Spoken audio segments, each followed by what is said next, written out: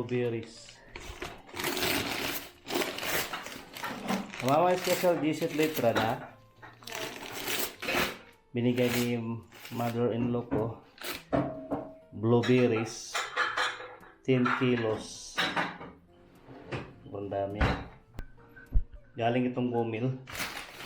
Gomel Ski Oblast. Blueberries. Kasi galing si mother-in-law sa kanila. Sa kanilang lugar. 2 weeks siya doon. Kasi bakasyon din niya, katulad kay Niso. 2 weeks yung bakasyon. Kaya, doon siya muna nag-stay for 2 weeks. So, ngayong araw is yung balik niya dito sa city. Kaya, nagdala siya ng sobrang daming prutas. So, ito ko muna ito yung kasi yung umuwi sila sa doon kanina, yung kahapon, kagabi ata doon, nakaraang araw. Sobrang laki din binigay na kanyang brother. Ito yung binigay sa kanya. Sobrang dami. Dami naming prutas at saka gulay ngayong taon na ito.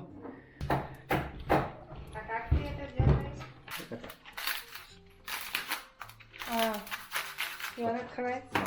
Yes, so ito yung blueberries guys, oh. Sobrang dami, oh. Ito yung dala ni mama galing sa Gomel. So 2 weeks siya doon. Ito yung marami siyang dala. Mayroon siyang apple, mayroon siyang blueberries, blackberries. Ngayon is nilinisan ko ngayon kasi lalagay ko sa freezer para hindi siya madaling masira ba. Sayang. Blueberries. Kasi naalala ko nung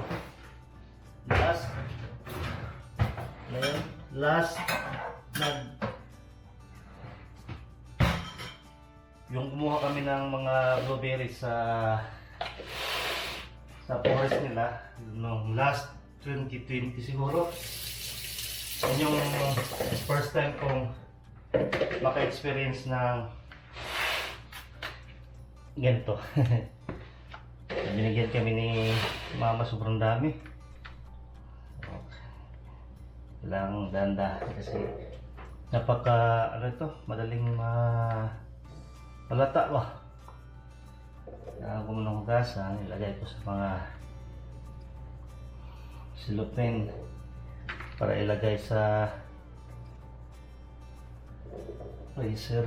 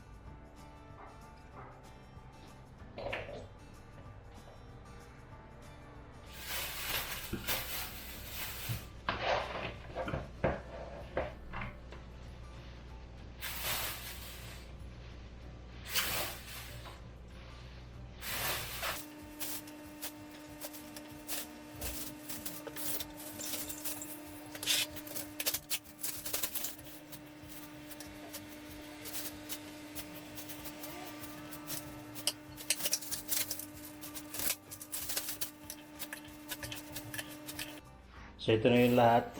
Yung ilagay ko sa freezer.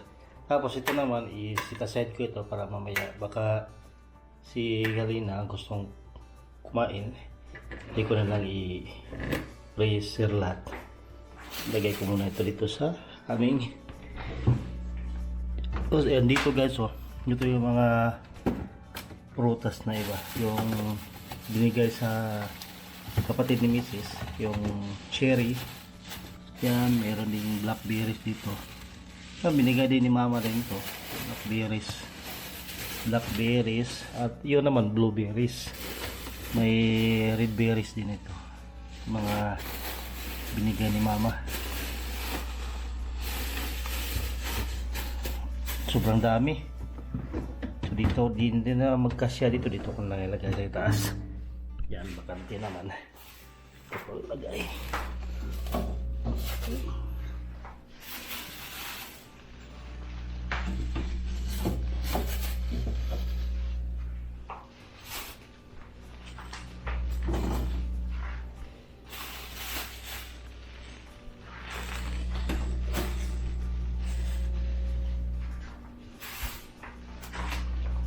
Yan, kasya na sa isang taon ito. Siguro sobra sa isang taon. Kasi next year na naman, bago na namang prutas na naman. Ayan, sobrang dami. Kasi next month, autumn na. Itong month na ito is last month of summer na. Tapos na yung summer, kaya sobrang daming prutas.